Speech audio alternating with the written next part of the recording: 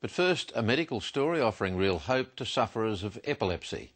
An estimated 240,000 Australians have epilepsy, a brain disorder characterised by unpredictable seizures that can make daily routine activities like bathing, driving or merely crossing a road potentially life-threatening. There are about 300 epilepsy-related deaths each year, and half that number are due to accidents or injuries involving seizures. So the ability to predict and warn patients about when a seizure might occur could change and potentially save lives. Now, in a world first, doctors at St Vincent's Hospital in Melbourne have implanted an experimental seizure prediction device into a young Tasmanian man.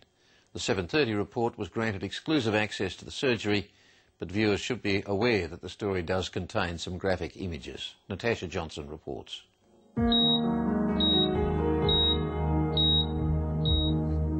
It's a daunting day for Jason Dent and his mum Helen Crossan. Jason, how are you feeling today? Excited. I'm quite nervous, so I'll be glad when it's all over. The 26-year-old from Hobart has volunteered to undergo an operation that's never been done before. This is a world first. A large surgical team from St Vincent's Hospital in Melbourne is implanting an innovative seizure advisory device developed over 5 years by American company Neurovista. So it's a great honour to be doing the first one, but I'll be happier in a few hours' time. Yep. Can you see where that is? This will really be revolutionary. If you can predict seizures, this is sort of the holy grail of epilepsy therapy. Jason Dent has severe epilepsy, which can't be controlled by medication or through other surgical procedures. Once a fortnight, he has seizures like this one recorded in hospital. Suddenly, without warning, he loses awareness, becomes confused, unable to respond, and often collapses into a convulsion. He can't drive, cook or swim alone. Even walking down the street can be hazardous. Recently, he was almost hit by a car after staggering onto a busy road during a seizure. It's always a fear, you're always worrying. We monitor him very closely, so it's always, where is he? What's he doing? Is he safe? He's even had to give up playing cricket, the game he loves, after having seizures while batting. Not very happy with it. I get frustrated because there's a lot of things I can't do. He just wants to be able to play cricket, and he's just, I think, devastated. There are about 300 epilepsy-related deaths each year. Half are due to accidents or injuries during seizures. It might only be a few minutes a year that is actually spent in seizures, and over the whole lifetime of the patient, it's obviously a very tiny amount of time that's spent in a seizure. But I guess if you had a car that unpredictably stopped working, then it would be dangerous to drive it. And the same for the person with epilepsy. The hope of playing cricket again is what's motivated Jason Dent to volunteer for this high-stakes surgery, which relies on the accuracy of a model of Jason's brain created from MRI scans to guide neurosurgeon Michael Murphy in a delicate operation to place permanent electrodes on the surface of the brain. We need to go between these veins because that's where a lot of the danger occurs in damaging those veins and causing bleeding.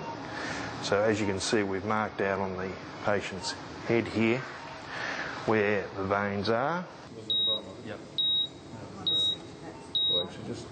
These are the veins that we saw previously on the patient's MRI. We're now able to work between these veins.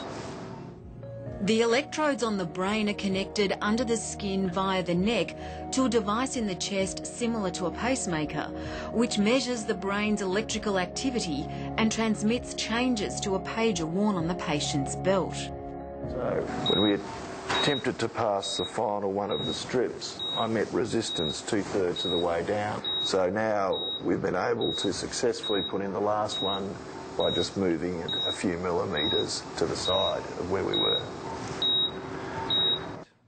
The paging device has 3 lights which alert the patient to the likelihood of a seizure. The blue means there's a low likelihood of a seizure occurring, white is a medium, and red is a high. When you are transitioning from state to state, it'll notify you, and again, you just acknowledge it. And that's potentially life-saving. They'll be able to adjust their circumstances during the course of a day and perhaps make sure they're safe, notify others. So if it works as hoped and it gives some hours of warning, then once the risk has subsided, people might be able to return to their usual activities. We use a charging vest. The device, which requires daily recharging, could also help patients identify seizure triggers, but its greatest benefit may be in enabling them to take preventative medication. So if you got a warning and you're able to give a drug which perhaps worked very quickly to control seizures, that might be the best use of all. So this is the device which we'll be inserting into the patient's chest, which will be collecting the data. Jason Dent is the first of 10 patients to take part in this trial involving St Vincent's, Austin and Royal Melbourne hospitals.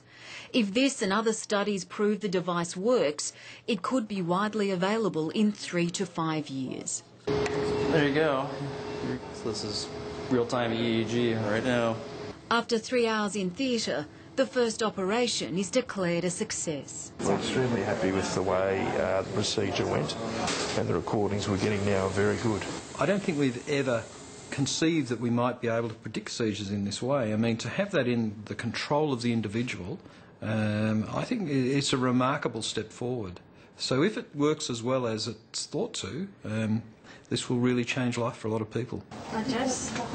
Just knowing he's safe, I think I'd be able to relax a little bit more. And him having some control over something that's been out of control for all his, nearly all of his life, and unpredictable for all of his life. So I think it is pretty amazing. Natasha Johnson with that report.